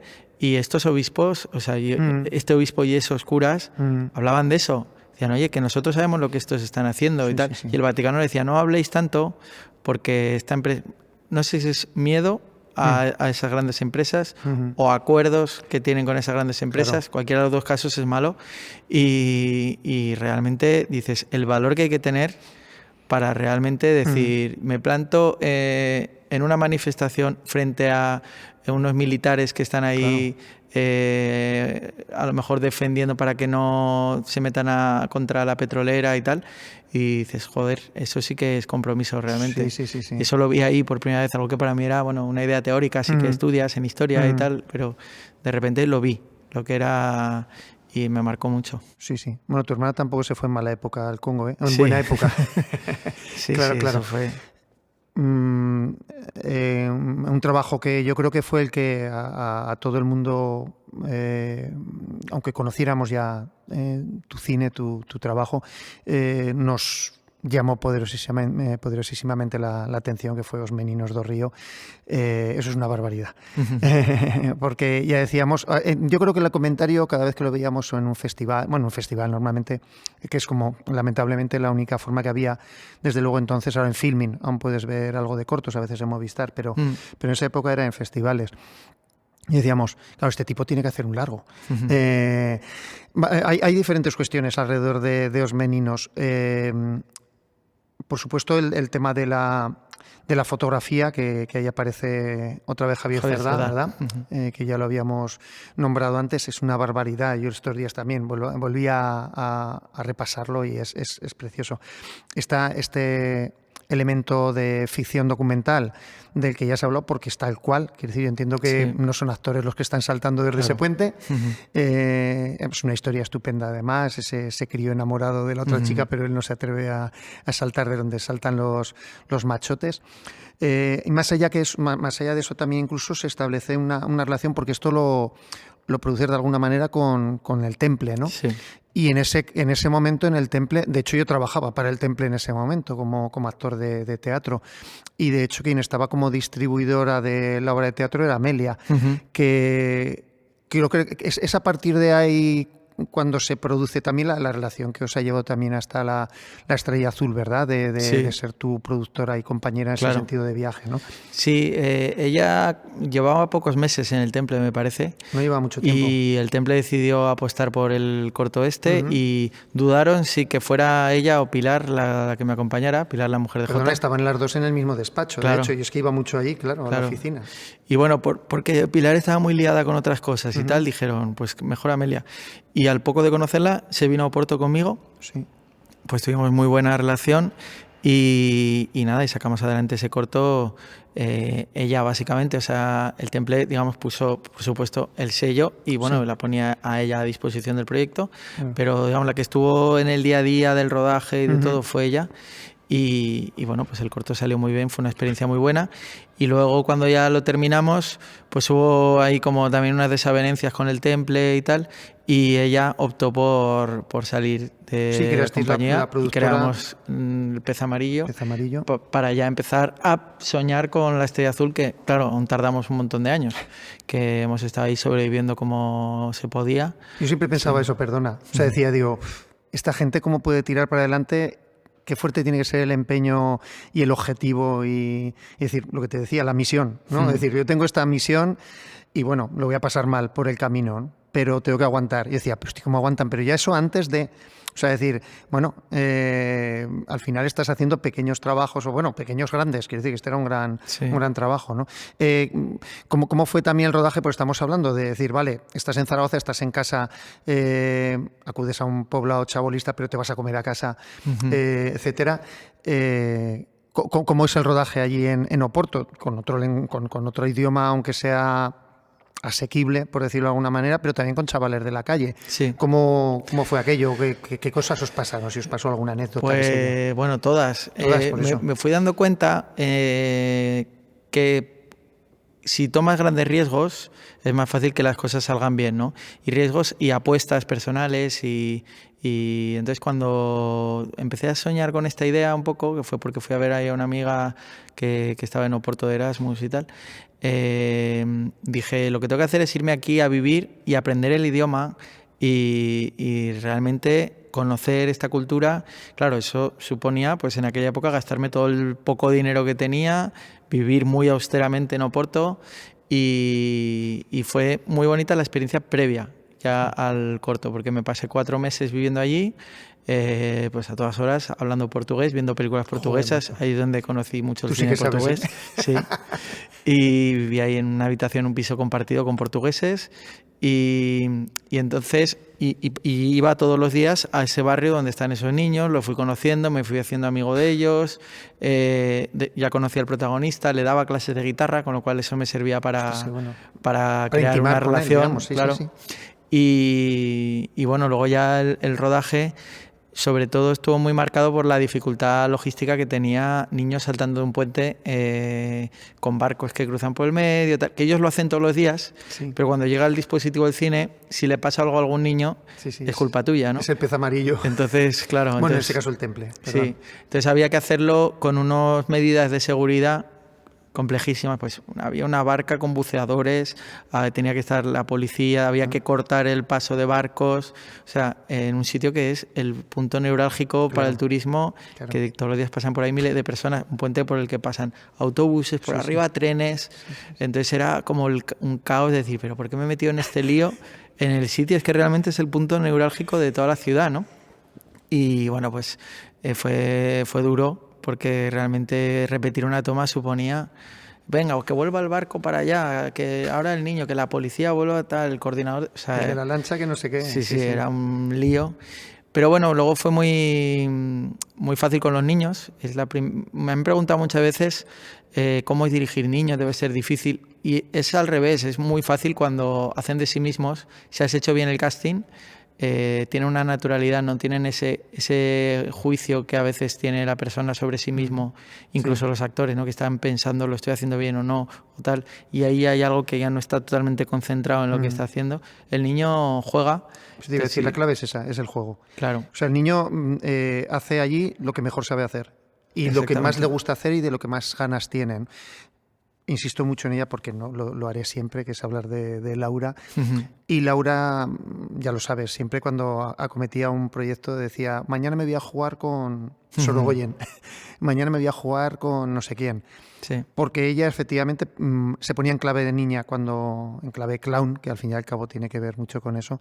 Y es verdad, eso me chocó menos, fíjate, cuando la vi. Era más el perfil de los chiquillos, que dices, bueno, al final son chiquillos de zona desfavorecida de Oporto, que no son del centro de Oporto, tal, pero al final son niños y son jovencitos y al final saben jugar. Claro. Y entienden muy bien esa clave. Joder, qué bueno, es fantástico. Mira, pues había cosas que yo no las sabía. Entre medias, es previo a esto, por eso hemos pasado ahí, por eso vamos dando pequeños saltos, pero hay una cuestión clave otra más clave en tu vida, que es la beca en la Fundación Gala, ¿no? Porque eso, ahora me dices cómo surge también, ¿no? Pero eso te permite, lo que decíamos antes, trabajar de una forma muy particular y además hacer algún trabajo muy particular del que yo también soy muy fan, aunque no sea un trabajo mediático, y ahora hablaremos de él. ¿Cómo llega esa beca? ¿Cómo entras dentro de ese grupo de creadores? ¿Cómo se establece también esa relación con los creadores? Que en otra ocasión con Pilar Palomero hablábamos de su caso en Sarajevo y también de esa interacción con diferentes artes. Yo creo que lo tuyo es algo parecido, ¿no? Allí en Córdoba. Sí. Supe que existía este lugar por una artista, Gemma Rupérez, que es de aquí de Zaragoza, que ella había estado allí. Yo no sé por qué, creo que lo vi buscando becas, creación o algo así. Le pregunté a ella, me habló del sitio y presenté un proyecto sin saber si aceptaban proyecto de cine o no. Era un proyecto de hacer 12 cortometrajes en un año sobre el tema de la espiritualidad. Así pensé que Córdoba, por ser un lugar de encuentro de religiones y tal, pues tenía como ingredientes para que se pudiera ser un tema interesante. Y era un poco locura, porque yo les propuse que podía hacer eso sin saber si realmente era viable escribir, producir, rodar, montar 12 cortometrajes en un año. Yo solo, o sea, porque claro, no te ofrecían un equipo. Un equipo, claro. Entonces en la entrevista, de hecho, las dudas que generaba mi proyecto eran esas. Yo con toda rotundidad le dije, se puede hacer con un equipo mínimo y tal. Me cogieron, entonces luego lo tuve que hacer. Y esto es como las subvenciones, ¿no? de las instituciones. Ahora tengo que pagar el doble. Hacerlo. Total. Y bueno, ahí de hecho conocí a Álvaro Medina, que ha sido el director de foto de La Estrella Azul. Busqué en Córdoba qué personas había que se dedicaran a esto. Fui a los institutos que se estudiaba imagen y sonido. Entonces hice unos convenios y hacían prácticas conmigo algunos estudiantes. Pero me acuerdo que el punto era de ayudarles, enseñarles a cómo se agarra la pértiga, o enseñarles a, mira, hacemos marcas aquí en el objetivo, las hacemos en el suelo, que en aquella época ni mandos de foco ni o sea, haciendo ahí en el objetivo de la cámara el foco. Es decir, eran chavales que no tenían ni idea, pero fue increíble la implicación y las cosas que llegamos a hacer con chicos que prácticamente no habían rodado ni un corto. Claro que no. Que nos hicimos luego súper amigos y todo. Y bueno, fue sobre todo toda esa época una experiencia maravillosa para poder hacer cosas con riesgo porque eran 12 cortos, entonces tenía la sensación de uno me puede salir mal, no pasa nada, ¿no? Al final alguno estará bien de todos estos, no estaba invirtiendo dinero, no es como cuando había hecho Efímera, que tenía subvenciones, tienes detrás 20.000 euros, Ana Fernández, no sé qué, y entonces ya vas a lo seguro, tampoco voy a arriesgar tanto, si tengo que grabar una conversación plano contra plano, ¿sabes? Y que esta historia se cuente y tal. Y aquí era como voy a probar lo que quiera y sobre todo con mucho tiempo para trabajar con los actores, porque ahí sí que me dieron la oportunidad de que, por ejemplo, cuando vino Alfonso Pablo o Javier Aranda o tal, o José Jimeno, les dejaban alojarse ahí. Vivíamos en un convento con otros 15 creadores y entonces podíamos pasar días enteros ahí trabajando. Nos daban de comer. Obviamente no les pagaba, o sea, era todo como parte de una cosa así experimental. Sí. Con amigos. Con amigos. Y para todos yo creo que fue una experiencia que la recordarán siempre. Si les preguntas a cada uno de ellos, lo pasamos genial. Salieron unos cortos muy buenos, yo creo. Bueno, hay algunos mejores y otros peores. Y bueno, fue realmente una maravilla. Y luego esa faceta de convivencia con otros artistas que me ayudó mucho, especialmente la relación con los artistas plásticos. Me hice muy amigo de un par de pintores y al final, pues ahí te das cuenta de muchas similitudes que hay con el cine, ¿no? A la hora de elegir un encuadre, una óptica, una relación de un personaje y un fondo, mil cosas que ahí pasábamos horas hablando y que es muy difícil crear esas condiciones particulares para pasar horas hablando con un pintor sobre el encuadre, ¿no? Ya nunca al salir de ahí he tenido esa posibilidad de tener todo el tiempo del mundo para eso. Qué bueno. Claro, porque esos cortos al final configuran los inconvenientes de no ser Dios, ¿no? Que es el producto final, que es un largometraje con pequeñas historias. Mira, el otro día estaba grabando en la tele y a los 2 días estaba en el escenario con él, con Alfonso Pablo. Nos decimos primicos, somos muy amigos. Y digo, Alfonso, es que lo único bueno que has hecho en tu vida ha sido lo de los inconvenientes de no ser Dios. Y se descojonaba, porque obviamente no es lo único bueno que ha hecho. A mí me gusta todo lo que hace Alfonso porque es muy buen actor. Sí, muy bueno. Pero allí es verdad que nos emocionó mucho a todos y nos sorprendió también, porque es verdad que al payaso, que él es antes que otra cosa payaso, su compañía Nasu arrancó y sigue en vigor, que son con la que estoy trabajando con ellos. Pero claro, de repente verlo con aquella situación de angustia, recuerdo, eso no lo he vuelto a ver, pero además la tengo porque me la grabé cuando la emitió Aragón Televisión, creo que fue. Se encierra en el baño, ¿verdad? Mira, pero allí en esa pieza sí que había una actriz estupenda, Marisol Membrillo. Recuerdo que no sé si fue en esa época o tiempo antes o después, alrededor de ese trabajo, que ya no digo producto. Ella era en la ficción la amante en ese caso, de Echanove, ¿verdad? En Cuéntame, sí, es verdad. Participó en una trama, los dos tenían amantes, Echanove y Manol, digamos, los Alcántara. Sí. Y ella era una de ellas. Y yo recuerdo que llegábamos a la grabación del Oregón y en maquillaje con Marisol estábamos enganchados, porque luego ya dejé de ver el Cuéntame. Pero en eso decíamos, son películas cada episodio. ¿Y por qué? Pues mira, fundamentalmente, Echanove a mí también me gusta mucho, pero era por esta mujer. O sea, cuando salía en pantalla, es lo que te decía de Usón en el escenario con los misiles melódicos.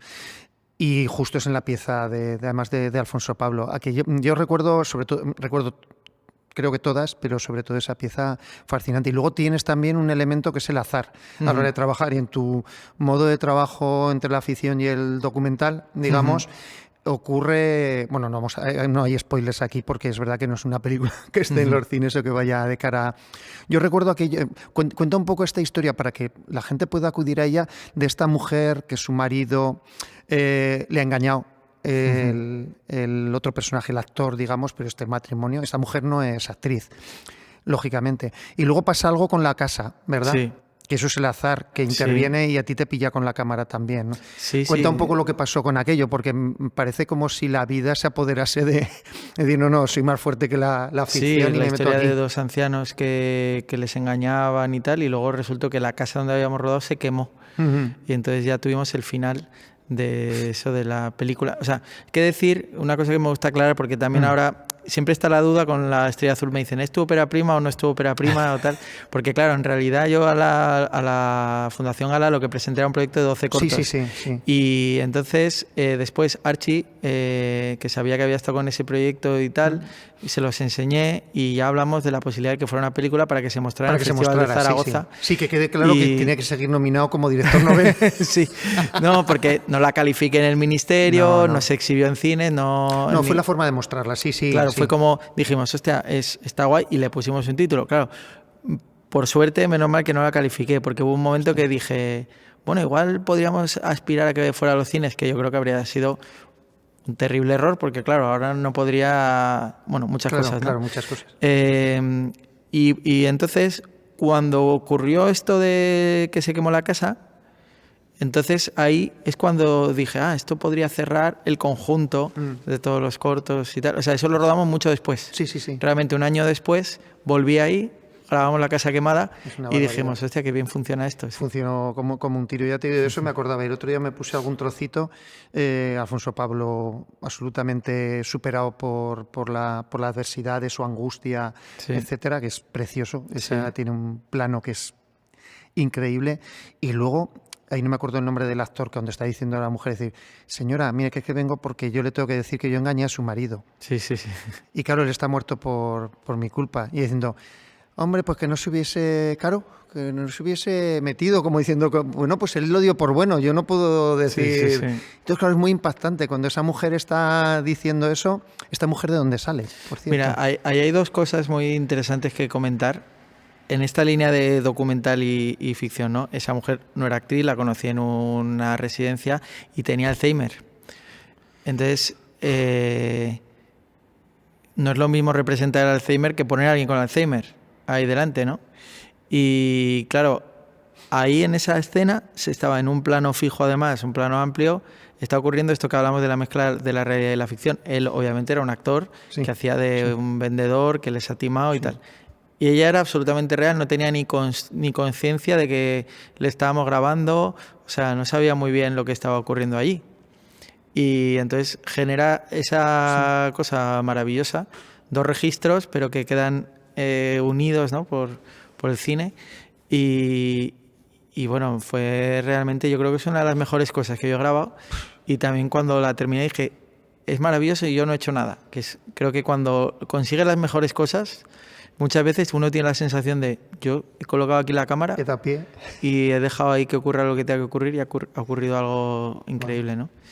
Y volviendo al de Alfonso Pablo, hay una cosa que me gusta señalar, y volviendo a esto de que lo hicimos con gente que no tenía ninguna experiencia, yo ahí aprendí que con 4 personas muy comprometidas se pueden hacer cosas maravillosas, porque hicimos un plano secuencia de 12 minutos que empezaba en el baño, si recuerdas, luego iba al salón, volvía al baño, volvía al salón, se iba acercando desde un plano general hasta un primer plano, y todo eso tenía una complejidad técnica de la leche. La primera era de foco, que como te digo, lo hizo alguien que no sabía nada. Claro.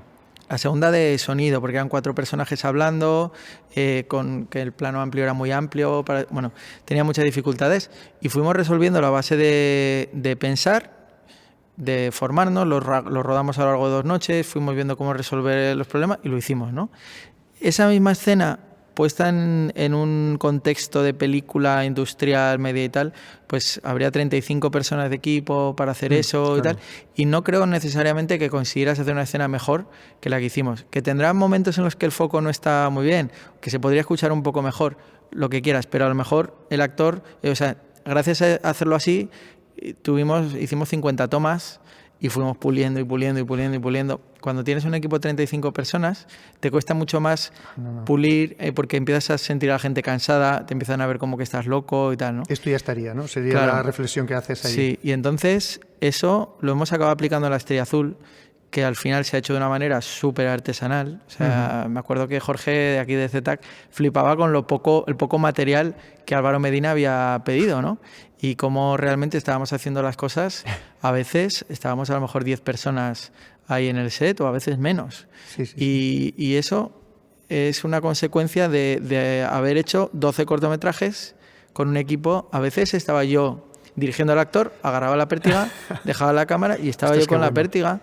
Y hay momentos maravillosos. Uno de esos momentos de estar yo con la pértiga es el corto del niño, no sé si lo recuerdas, un niño que salta por la ventana al final y bueno. Sí. Y era un niño que era buenísimo y me acuerdo de estar yo con la pértiga diciendo, ¡guau! ¡Qué escena! Y olvidarme de que estaba sosteniendo una pértiga, ¿no? Bueno, insistimos en que son cortos. Sí. Sí, pero bueno, no sé si se podrá ver. Yo te digo, yo por prevención me lo grabé y lo tengo en un DVD cuando se emitió por la televisión. Mira, has nombrado a uno de los bueno, hemos nombrado a uno de los actores, se le aparece disculpándose con la señora por el engaño hacia su marido, que aparece también, no es el protagonista, en un minutito, ¿verdad? Sí. Este es uno de los que va por la... Pues sí. También lo he revisado. Sí, a mí me gustó mucho cuando lo vi, que lo protagoniza María Jaime, y es la clásica frase que nos dicen a todos varias veces cuando vamos, por ejemplo, por Independencia, ¿no? Sí. ¿Tienes un minutito? Para que contarte algo de una ONG y que firmes, pongas tu DNI, etcétera. Y bueno, lo mismo, es...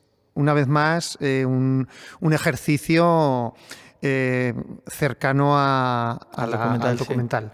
No sé si tienes alguna apreciación sobre ese trabajo. Mira, me acuerdo que cuando lo mostramos en un festival había una productora y dijo: ostras, ¿cuánto se ha debido costar esto, no? Pedir los permisos, no sé qué. Y yo decía, ¿pero qué permisos? Ahí te has cascado con la cámara claro, en esa nos calle, plantamos ahí en Preciados y a grabar, ¿no?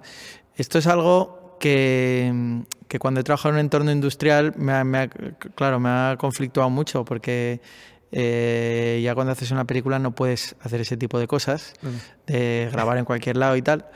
Aunque estudias historia del cine y te das cuenta que todos los directores lo han hecho en muchos momentos y en muchas películas que todos hemos visto.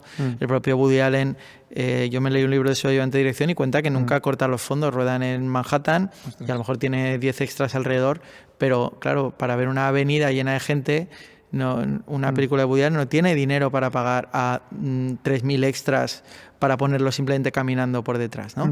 Y entonces eso a mí me ha generado mucha tensión dentro de la película, el tener un margen razonable de dónde, porque si intentas hacer todo 100% legal como se supone que se debe hacer, eso no tiene límites. Hay un punto en el que siempre va a haber en la esquina se va a estar viendo una pegatina que tiene una marca de algo que si tienes que pedir los derechos te va a costar dinero. Llega un momento que llegas al bloqueo. Entonces, en el minutito fue, pues si ponemos un segmento en el de hacer las cosas totalmente a lo macarra o pues totalmente regladas, ahí fue macarra total.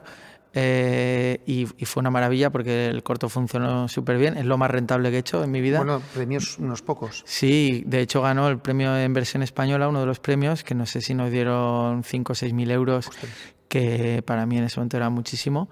Y el corto había costado 200 euros, que fue invitar a comer a los colegas que vinieron ahí a estar un rato, porque lo hicimos muy rápido. Mira, me suena uno de los que estaban en lo de Carne, en los inicios de Carne y Hueso, este chico. Adán Carreras, sí. Que lleva gafas, ¿verdad? Sí, ese es uno de los que aparece. Otro, este actor, que, bueno, pues también de tu cuerda, ¿no? De tus amigos.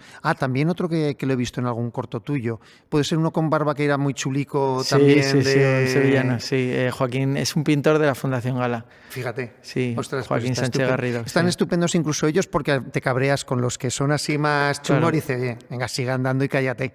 No le des tu discurso, que es lo que suele pasar. No te voy a decir por qué no te voy a firmar. No vas a firmar, tira para adelante. Entonces está muy bien saber que no era actor. Fíjate. Bueno, nos vamos quedando casi sin tiempo porque es estupendo todo lo que estamos hablando y por dónde vamos pasando. Vamos a pasar un poco por encima quizá por algunos trabajos que no merecen pasar por encima, pero también algo de la Estrella Azul y de la actualidad que se está viviendo con ella, pues algo tenemos que hablar, lógicamente. Tienes otra oportunidad, es otro de los cortos donde están también María, protagonista de Un Minutito, y Jorge. Sí, eso es curioso porque cuando me preguntan de qué vivías mientras esos 10 años que estabas preparando La Estrella Azul y tal, hubo una época que pillé un filón que era hacer cortos sobre temática de la salud. De hecho, El Minutito también es por eso. Hice otro que se llama Otra Oportunidad, hice otro que se llama Aire, y hice otro que se llama Somatilín. Es que alguno de esos no los habrás visto, pero no, ese no. Uno era tema polimedicación, hice otro sobre la reanimación cardiopulmonar, la maniobra de Hemlich. Luego hice este Minutito y eran todos festivales, que hay bastantes en España, temática de la salud. Y cine y salud, ¿no? Y claro, que daban premios de mucha pasta. Y entonces me especialicé unos años, hice eso y luego intentaba hacer cortos que estuvieran suficientemente bien como para poder enviarlo a algún otro festival. Y entonces viví pues 2 o 3 años con alguna otra cosa, alguna publicidad, pero sobre todo de los premios de los festivales de la salud. Ostras, qué bueno. Y ahí hice otra oportunidad que trataba de los aparatos de reanimación cardiopulmonar O sea, que ya ves qué tema más arduo, ¿no? Para decir, venga. O sea, que cualquier cosa que nos pase en este rato, tú la puedes solucionar aquí, ¿no?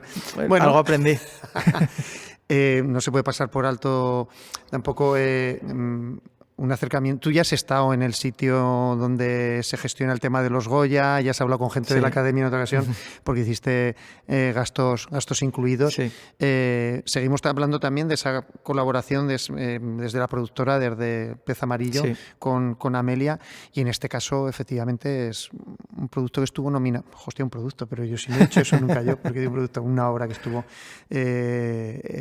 nominada en los premios Goya. Y además hay uno de los personajes, uno de los protagonistas, Ramón Barea, que yo no sé si también le llamaste como a los otros de voy a probar con Ramón, pero es muy amigo de José Luis Esteban. Fue a través de Jota, sí, en este imaginaba, caso. Porque trabajan mucho juntos y bueno, ¿cómo fue esa experiencia y cómo fue la experiencia de ir por primera vez a unos premios así, ¿no? Mira, bueno, la experiencia del corto, sobre todo es un corto que lo hicimos por el tema, un poco porque quería hablar de ese problema de la vivienda del alquiler, que ahora ya se ha multiplicado por 1000. Que ha ido a mucho peor, sí. Y también una manera de estar entrenados, porque ya ahí sí que teníamos ya en vista que íbamos a hacer La Estrella Azul, ya habían entrado los productores y queríamos rodar algo porque llevaba muchos años sin rodar, algo así un poco en serio. En serio me refiero pues con una dimensión un poco más grande de equipo y tal. Y también había entrado a formar parte de nuestro equipo de producción Claudia Andrés, una chica joven que bueno, ha sido clave en todo el proceso de La Estrella Azul. Entonces dijimos, bueno, vamos a ver qué tal funcionamos como equipo también con Claudia, pues eso, para entrenarme, y luego salió muy bien, hasta el punto de que estuvo en los Goya. Fue un año raro porque fue en mitad de la pandemia, entonces fue el año que los Goya los vi en casa de mi hermana. Ahí con estabais ahí, Pilar por videoconferencia. Bueno, repetís este año, perdona, Pilar Palomero también, pero en ese caso era mucho peor. Claro. O sea, cada uno con su cámara de vídeo en casa. En casa y con una videollamada y tal. Pero bueno, estuvo bien llegar hasta ahí otra vez. De todas maneras, o sea, yo le tenía más fe cuando estuve en los Goya la primera vez con Los Meninos do Río, que ahí sí perdona, claro, es que no lo he nombrado, es verdad. Ahí sí pensaba que podíamos ganar, porque el corto, joder, había tenido mucho más recorrido que los otros cortos con los que competíamos a nivel de premios internacionales y tal. Pero nada, en este caso, como te digo, como era algo que habíamos hecho, ya llegar hasta ahí me pareció una locura, porque era un corto que yo no sabía si... No tenía claro ni que lo fuéramos a enviar a festivales. O sea, porque estábamos tan centrados ya en la película y todo, y tampoco me acaba de sentir identificado, porque tiene como un tono así medio de comedia surrealista y tal, que no se parece en nada a lo que había hecho antes. Y entonces decía yo, no sé si este es el momento de darlo a conocer o no, justo cuando estoy a punto de hacer una peli, pero luego funcionó muy bien. Bueno, Álvaro Medina también en la dirección de fotos, se convirtió ya en tu clásico, y os entendéis bien en tuyo. Muy bien. Me han pasado una nota que me dice, hombre, también algo de dinero debió ganar con un anuncio de colonias que se hizo en la azotea del Pablo Serrano. Pues mira, ganamos muy poco dinero para hacer un anuncio de colonia, y sin embargo lo pasamos fatal para hacer. O sea, no salía a cuenta de ninguna manera. Bueno, alguien ganó dinero, no sé muy bien quién, porque los creo Zetac, que había ya dinero. Se sabe que alquilando son... No, los Zetac tampoco. No, tampoco. Pero ese fue clásica cosa en la que estuvimos muy limitados de medios para saber luego lo que cobraban ciertas personas ahí en ese entorno, y pasamos un frío de narices en la azotea del Pablo Serrano en enero de madrugada. Bueno, fue horrible. Es un buen sitio para eso, ¿no? Creo que es el rodaje que peor lo he pasado. Hay un personaje que sale... tiene una aparición muy breve, y fíjate, así enlazamos. Pepe Lorente sale en gastos incluidos, puede ser, ¿verdad? Sí. Ese Pepe Lorente nos suena, que ya hemos hablado de él, que efectivamente vamos a ir un poco dejándonos 7 millones de cosas, pero vamos a ir por lo menos algunos aspectos de la película. Ya hemos hablado de ese recorrido, ya lo sabe todo el mundo, sabe la intervención de la pandemia como agente externo negativo para que aquello se frenara. Tú, con tu empeño de decir, me da igual, esto lo voy a tirar para adelante, asociado a una productora potente que es Mod, ¿no? Es la que tiene que ver con Amenábar, ¿verdad? También con idas y venidas de la propia productora. Pero hay un momento, creo que, bueno, tú lo vas a contar porque lo sabes de primera mano, o cuenta hasta donde te apetezca, ¿no? De incluso de dudas, supongo, de esa productora y de ti diciendo, vamos a grabar, vamos a hacerlo con unas condiciones mínimas de grabación y vamos a demostrarles que esto lo podemos hacer. ¿Cómo es esa parte del proceso? Pues mira, eso fue realmente como ese clic, punto de giro, donde si no hubiéramos hecho lo que hicimos, no existiría La Estrella Azul. ¿Tú juegas al póker? No. pues tendrías que probar, igual ganas dinero también con eso. Pues mira, llevamos ya 2 años parados por la pandemia. Yo estaba en Argentina pensando que íbamos a retomar. Se dio ahí todo de nuevo un problema financiero, macroeconómico, algo que yo ni entendía muy bien. Y al final me dicen los productores, mira, la película se ha vuelto inviable, nos faltan 200.000 euros, no sabemos ya de dónde sacarlos, nos retiramos. Y me dicen, vuelve a España. O sea, imagínate, cuando llevaba en ese momento 9 años. Madre mía. Volví a España, el viaje más triste de mi vida. Me planto aquí y me tengo que enfrentar a decirle a la gente que no se va a hacer la película de Mauricio, cuando mucha gente ya había estado en el rodaje allá por 2020 y tal. Y me encontré con que la gente no lo aceptaba. O sea, fue maravilloso porque me decían, no, o sea, búscate la vida, pero hazlo.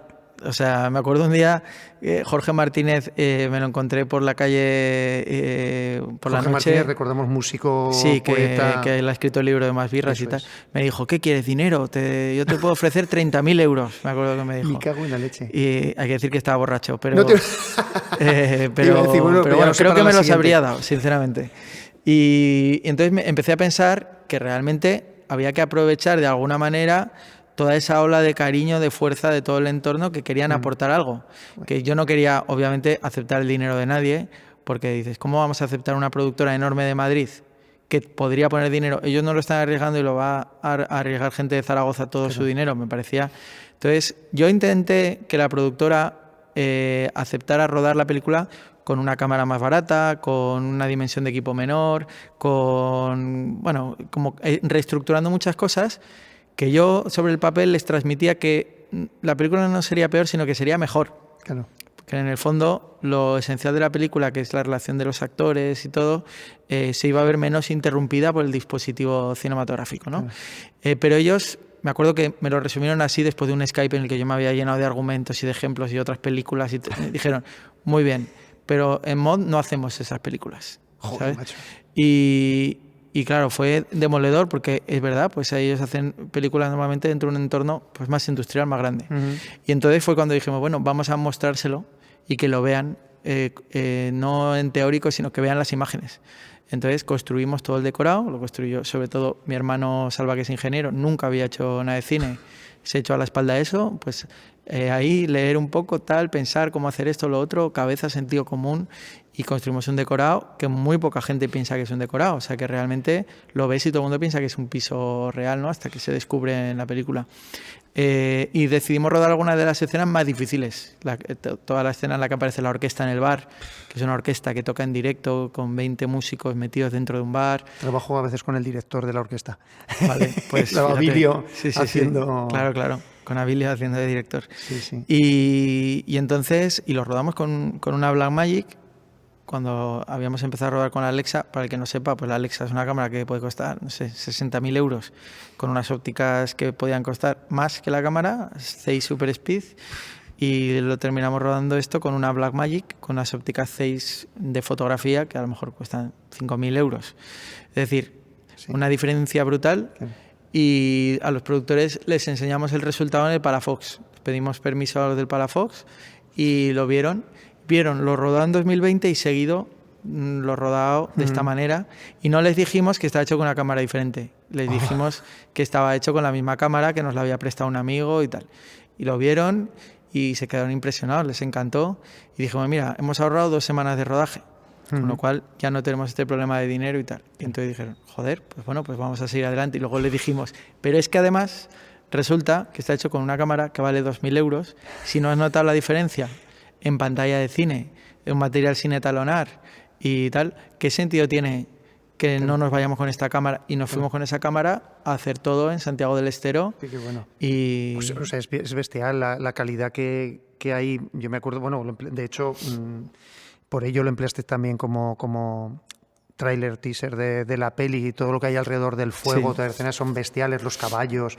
no sé qué, y está hecho con esa Sí. cámara. Tú fíjate, claro, a veces el tener más material no asegura... Es que hay una cosa que se incide poco, pero es que lo importante es lo que pones delante de la cámara. No, está claro. Tú solo notas la diferencia entre dos cámaras, una muy barata y una muy buena, si pones a las dos cámaras a grabar lo mismo a la vez, partes la pantalla por la mitad, mezclas las dos imágenes y puedes empezar a buscar las diferencias, ¿no? Sí. Pero si tú, algo que grabas con una cámara barata, a ver, no hablamos de una cámara de móvil, ¿no? Hablamos de una cámara profesional, pero barata, si está muy bien iluminado, si está muy bien interpretado, si el decorado es muy bueno, si el paisaje es maravilloso y tal, pues eso es lo que manda, eso es el 90% de lo que importa, ¿no? Claro.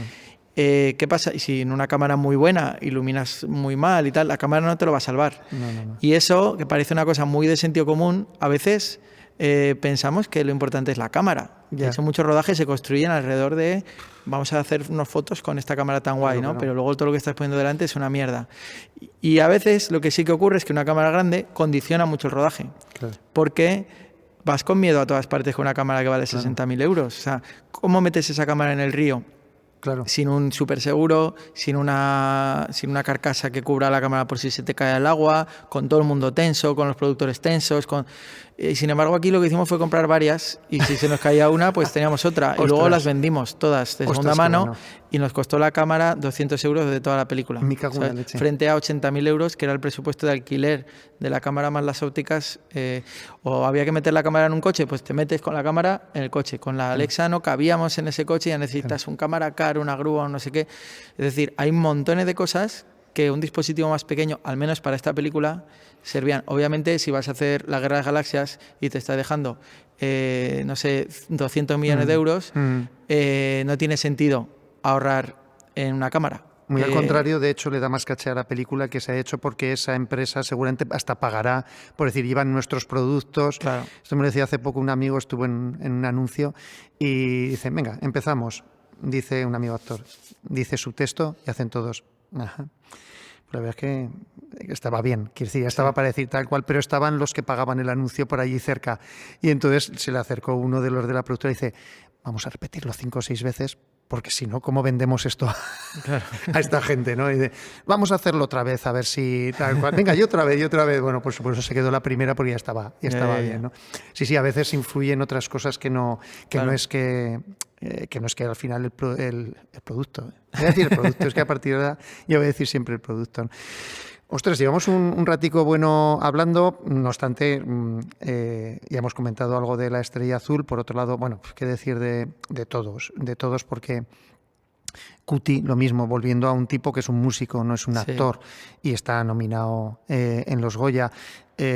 Mariela también, tampoco era actriz. Sí, eso iba, que ella tampoco es actriz, tampoco ha hecho nada, ni había hecho nada de ello, ¿no?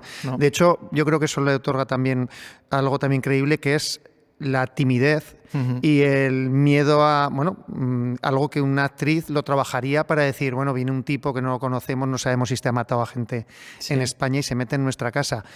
Y me gusta un poquito. Pues también tiene eso que seguramente lo da esta cosa de yo soy ajena al medio, ¿no?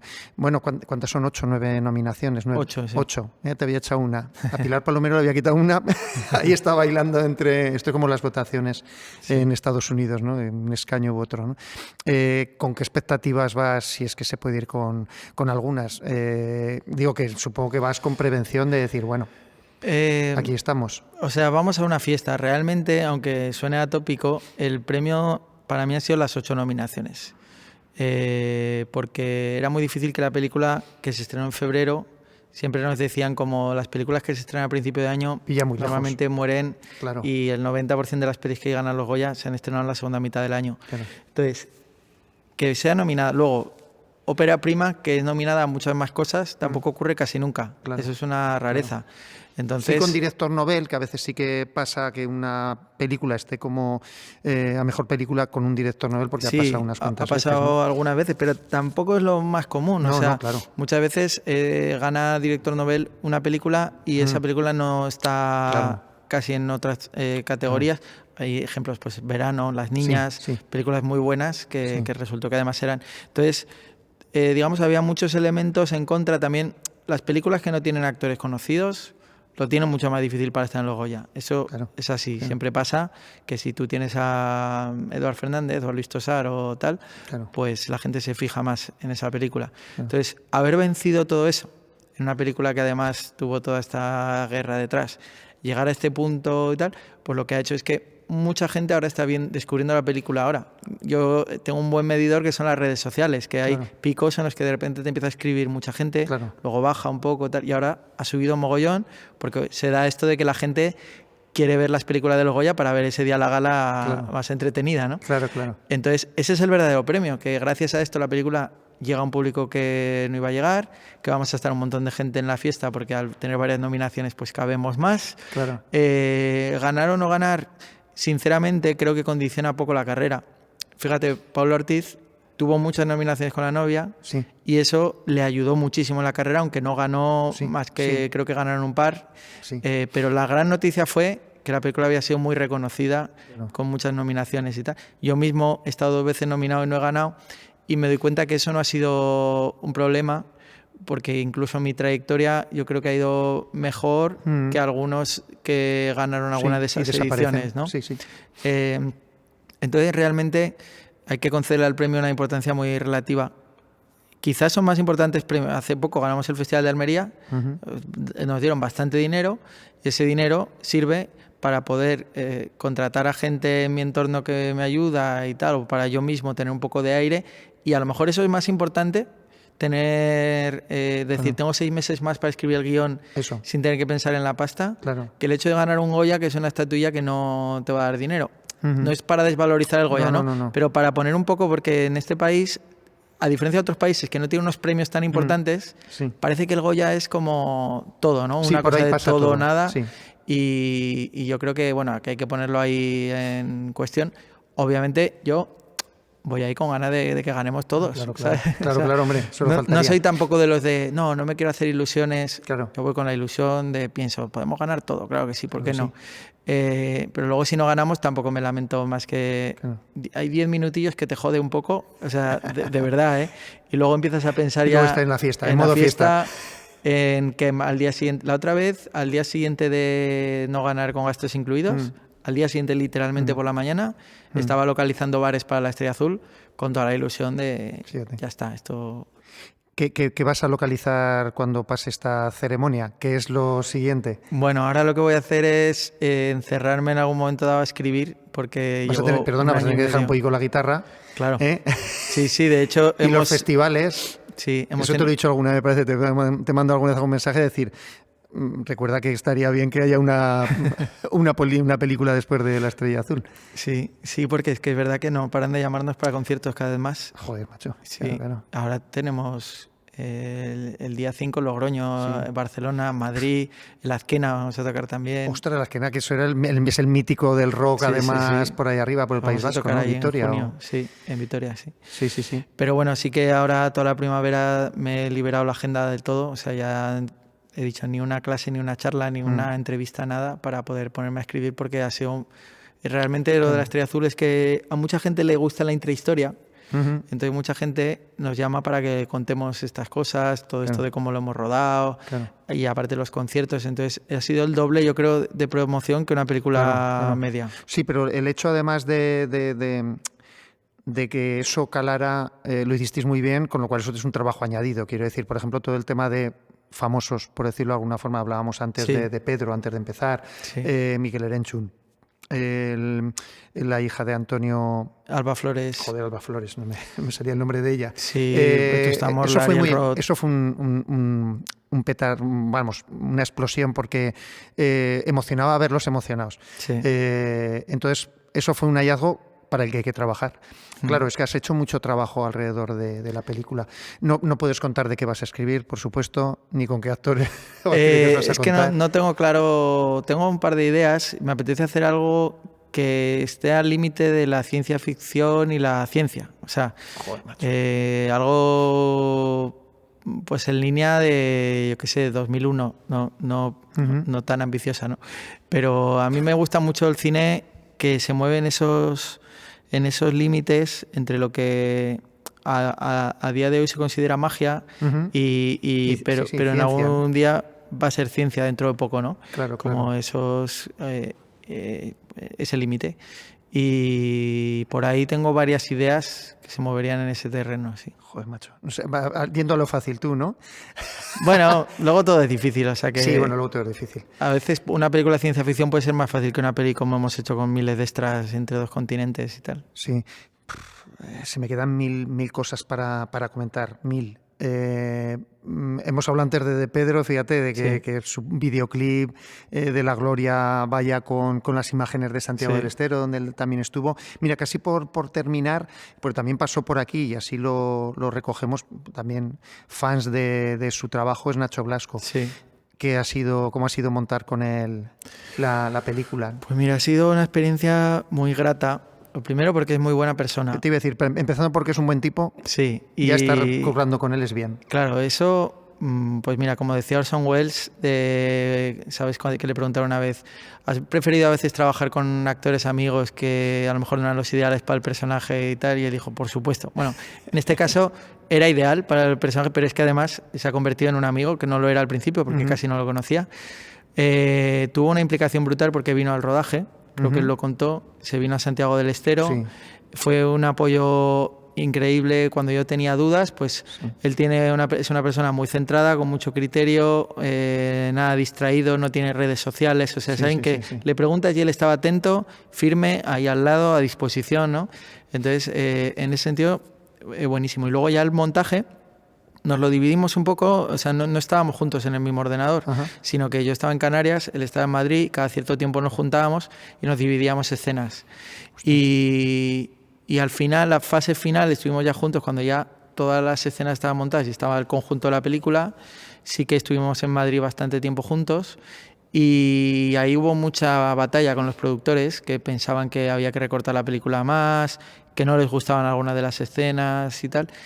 Y el pobre Nacho se vio en una situación muy conflictiva, porque, claro, él está contratado por los productores, no por mí. Claro. Yo llegué a pensar en algún momento, cuando se fue tensando la cosa, le van a obligar a que haga el montaje, que tal. Llegué a pensar, digo, y si no va a ser que no le paguen, porque no le habían pagado todo el sueldo, ¿no? O sea, llegamos a ese tipo de pensamientos. Luego no fue así, o sea, ellos se portaron bien y tal. Pero hubo un momento de guerra así y él tuvo una lealtad total. O sea, también es verdad que él estaba de acuerdo y pensaba que el montaje bueno para la película era el que me gustaba a mí. O sea, es que sí que nos entendimos muy bien. A veces discutíamos en pequeñas cosas, pero en lo básico estábamos bastante de acuerdo en la película que tenía que ser. Y bueno, me encantaría volver a trabajar con él. Qué bueno. Pues ya te digo, nos dejamos la mitad sin hablar. Habrá haremos que un episodio 2. Hombre, ha costado mucho llegar al episodio 1. Sí, claro, perdonaréis, pero es que no, con el trajín año que llevas no podía ser de otra manera. Pues mil gracias, tío, por estar aquí. Enhorabuena por tu curro. Gracias por el curro que haces, que a mí me llena mucho y me hace muy feliz. Y a tope. Venga, a por ello, a por esa fiesta. Ha sido buena, plano hecho. Gracias a todo el mundo, hemos terminado por hoy.